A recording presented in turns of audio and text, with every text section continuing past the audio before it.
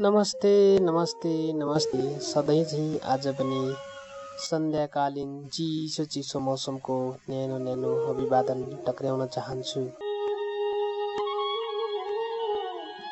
आज पनि तपाईँहरूमाझ एउटा सानो मार्मिक पारिवारिक स्टोरी नै ल्याएर आएको छु। कृपया मिठो मानेर सुनिदिनु होला भन्न चाहन्छु। रातको चिसो हावाले सडकमा सुनसान बनाएको थियो। बत्तीको मधुर उज्यालोमा एउटा सानो परिवार बाटोको छेउमा उभिएको थियो।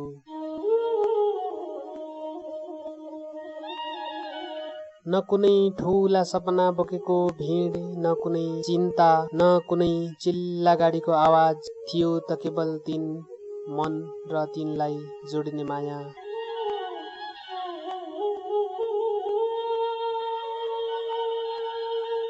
उनीहरूका हातमा थोरै खाना थियो, तर आँखामा अपार सन्तुष्टि। बाबाले मोबाइल समातेर त्यो क्षण कैद गरे। सायद थाहा थियो यी पलहरू फेरि फर्केर आउँदैनन्। आमाले मुस्कान सहित बच्चालाई खाना खुवाइन्। बच्चाको हाँसोले चिसो रातलाई पनि न्यानो बनाइदियो। त्यो बच्चाले बुझ्दैनथ्यो यो खाना कहाँबाट आयो, पैसा कति लाग्यो।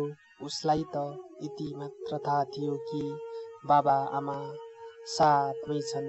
आमाको काख सुरक्षित छ, बाबाको छाया बलियो छ। उनीहरूसँग महँगो लुगा थिएन, सुन चाँदी थिएन, तर थियो एक अर्काप्रति अडिग भरोसा। संसारले धेरै कुरा खोज्न सक्छ, तर परिवारको माया खोज्न सक्दैन भन्ने उदाहरण थिए उनीहरू।